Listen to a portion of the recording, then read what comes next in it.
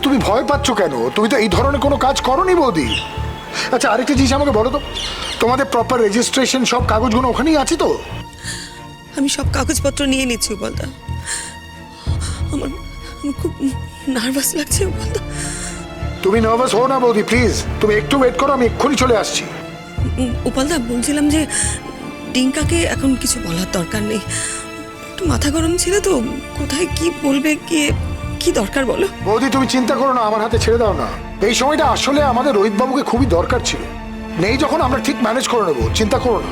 যে কেউ অভিযোগ জানাবে আর তার ভিত্তিতে পুলিশকে সিল করে দেবে, এটা কোনোদিন হয়? কিন্তু ওরা যে বলছে অফিসটাকে সিল করে দিয়ে যাবে।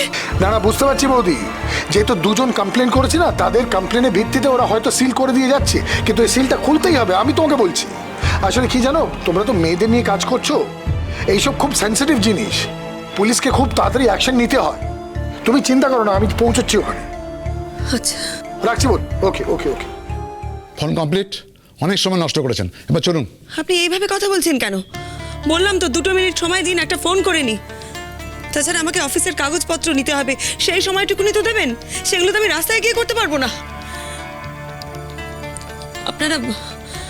আপনারা বাড়ি চলে যান, আমার সঙ্গে আপনাদের থানায় যাওয়ার কোনো দরকার নেই। আমি যাব থানায়, তবে আমি একা যাব না, আমার এক আত্মীয় আসছে, উনি এলে ওনার সাথেই আমি যাব। ভয় পাওয়ার কিছু হয়নি, আমরা কোনো অন্যায় করিনি। তদন্ত হোক, সব তথ্য প্রমাণ জোগাড় হলে বোঝা যাবে কে দোষী কে দোষী না। যে যা খুশি বলবে আমরা সেটা মেনে নেব নাকি? আপনারা যান, আমি যাচ্ছি থানায়, আর দরকার হলে আমি আপনাদের সাথে ফোনে যোগাযোগ করব, চিন্তা করবেন না। রবিদা, সবাইকে নিয়ে যান। আপনি কার সম্বন্ধে কি বলছেন? আপনি চেনেন ওকে? চেনেন? উনি একটা ভদ্র ঘরের মেয়ে, একটা ভদ্র ঘরের বৌমা। যে কেউ এসে আপনার কাছে কমপ্লেন করলো, আর আপনি সেই কমপ্লেনের ভিত্তিতে আপনি কি একটা অফিস সিজ করবেন? এটা হয় কোনোদিন? আপনি আমাকে রুলস শেখাবেন না। আপনারা যাদের দেখেছেন তাদের মধ্যে দুজন এসে এই কমপ্লেনটা করে গেছে। এই কমপ্লেনটাকে আমি অগ্রাহ্য করতে পারি না। নারী পাচারের মতো একটা ঘটনা, তদন্ত আমাকে করতেই হবে, যদিও এখনো ওনাকে গ্রেপ্তার করিনি। আপনি কার সম্পর্কে কি কথা বলছেন? আপনি জানেন উনি কে? না, এর বেশি জানার কোনো প্রয়োজন নেই, প্রয়োজন ছিল না যদি না কেউ সে রিপোর্ট করত। একজন সাংবাদিক রিপোর্ট করেছে, এই খবরটা জানে, উনি এসেছিলেন থানায়। কোন কাগজে সাংবাদিক সেটা বলুন। এত ডিটেল আপনাকে বলতে আমি বাধ্য নই, এত ডিটেল আলোচনা আমি করব না আপনার সঙ্গে। দেখুন, আপনি কিন্তু সাংঘাতিক ভুল করছেন, আপনি বুঝতে পারবেন যে কত বড় ভুল আপনি করেছেন। দেখুন, আপনার কেসটা এখনো কোর্টে যায়নি, বিচারও হয়নি, আপনি পানিশমেন্টও পাননি। আমি যা করেছি সন্দেহের বশে করেছি, এটাই আমার কাজ। বাই দ্য ওয়ে, আপনার স্বামীর নাম কি?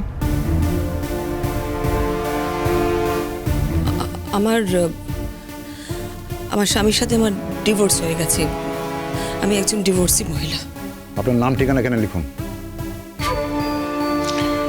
তুই দাঁড়া বৌদি, আমি বলে দিচ্ছি। উনি কে হন? উনি আমার ননদের স্বামী, আর এটা আমার ছোট ছেলে। আপনি এদের জিজ্ঞেস করুন, এরা সব কিছু বলবে। আচ্ছা, আপনি যদি কোনো অকাজ করেন আর ওরা যদি আপনার সাথ দেয়, ওরা এসে বলবে আপনি অকাজ করেন না, আপনি সুকাজ করেন? একজন সাংবাদিক, দুটো মেয়ে এসে এই রিপোর্টটা করলো, তারা নিশ্চয়ই আপনার নামে আলপটকা মন্তব্য করবে না? বাই দ্য ওয়ে, আপনি বলছিলেন এর আগে আপনি কোনো কাজ করেননি, এটাই আপনার প্রথম কাজ। একটা অফিসে এসেই ডিরেক্টর মেয়েদেরকে বিদেশে যাবার টোপ দেখাচ্ছে? না না না, কোনো মেয়েকে আমি বিদেশে যাবার কোনো টোপ দেখাইনি, আপনি বিশ্বাস করুন। অফিসার, আমি কোনো সোর্স খাটিয়ে আপনাদের কাছে আসিনি, এসেছিলাম যে অ্যাজ এ কমন ম্যান আপনার কাছে অ্যাপিল করব যে পুরো জিনিসটা কিন্তু আপনি ইনভেস্টিগেশন চালিয়ে যান, আমার তাতে অসুবিধা নেই, কিন্তু এটা বুঝতে পারছেন যে ইনভেস্টিগেশনের পরে যদি জানা যায় এবং জানা যাবে যে উনি নির্দোষ, তখন মানুষের মনে তো একটা দাগ রয়ে যাবে, তখন উনি অফিস স্পেসটা নাও পেতে পারেন। ব্যবসায় কতটা ক্ষতি হবে এটা আপনারা বুঝতে পারছেন? দেখুন, আমি কোনো অন্যায় করিনি। আপনাদের যা যোগাযোগ আছে কাজে লাগান, আমার বসকে ফোন করুন, জানান। কিন্তু সেই মুহূর্তে দাঁড়িয়ে আমি যে সিদ্ধান্ত নিয়েছিলাম সেটা ঠিক। দেখুন, আপনি বোঝার চেষ্টা করুন, এটা খুব প্রেস্টিজিয়াস কোম্পানি। এই কোম্পানির পেছনে যিনি আছেন সে এই মুহূর্তে এই দেশে নেই, বিদেশে আছেন। উনি যদি থাকতেন আপনি ঠিক বুঝতে পারতেন যে আপনি কোথায় ভুলটা করছেন। হ্যাঁ, শুনেছি বটে। এই মহিলাকে ফেস করে উনি কাজ চালান। আসলে কাজটা উনি নিজেই করেন।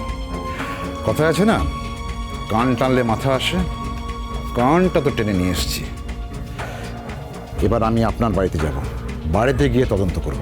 না না, আমার আমার বাড়িতে আপনারা যাবেন না। কেন? আপনার বাড়িতে যাব না কেন? দেখুন, আপনি যতবার বলবেন আমি এসে থানায় আপনার সঙ্গে দেখা করে যাব, কিন্তু দোহাই আপনার, আপনি আমার বাড়িতে যাবেন না। না না, আপনার বাড়িতে তো যেতেই হবে। আপনি কোথায় থাকেন, আপনার বাড়িতে কারা কারা থাকে, সবার সঙ্গে তো আমাকে কথা বলতেই হবে।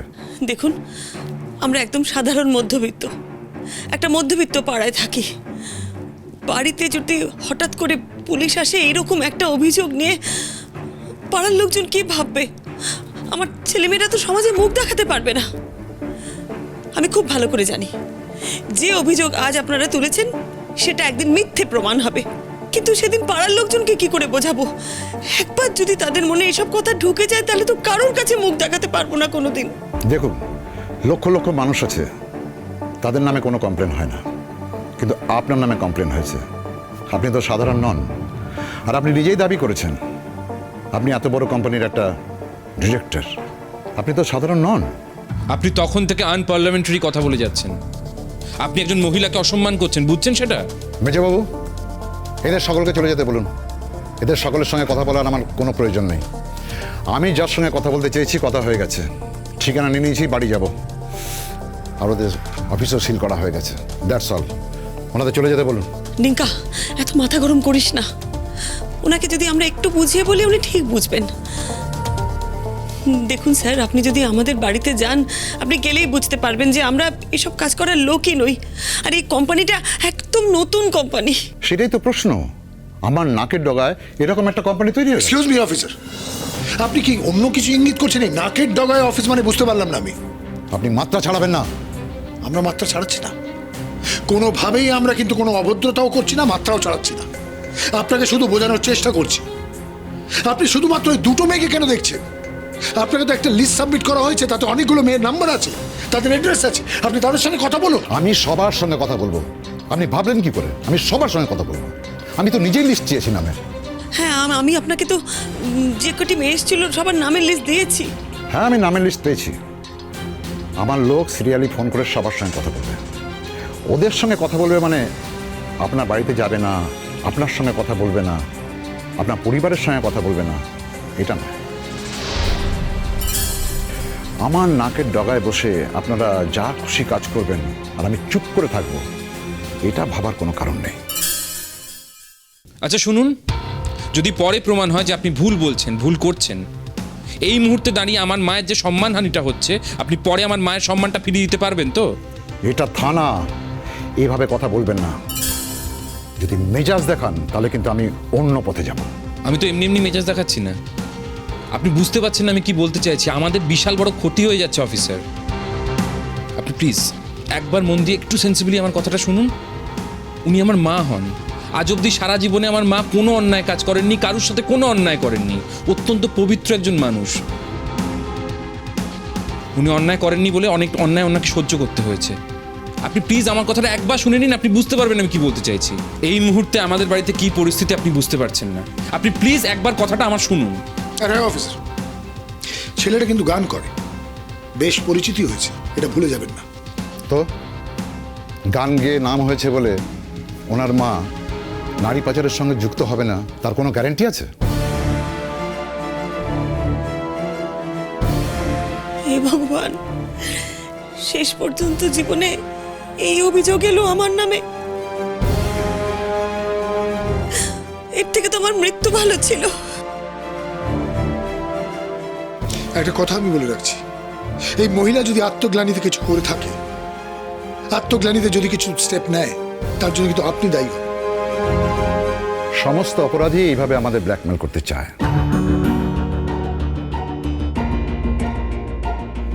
কিন্তু বিশ্বাস করুন, আমাদের কাজ অপরাধীদের চিহ্নিত করা, অপরাধ প্রমাণ করা। যতক্ষণ না অপরাধ প্রমাণ হচ্ছে ততক্ষণ আমরা তদন্ত করে যাব। আর তদন্তে যদি ভুল হয় তাহলে আপনি মুক্তি পেয়ে যাবেন। আপনার যে অফিসটা সিল করা আছে সেটা খুলে দেওয়া হবে। সমস্যাটা কোথায়?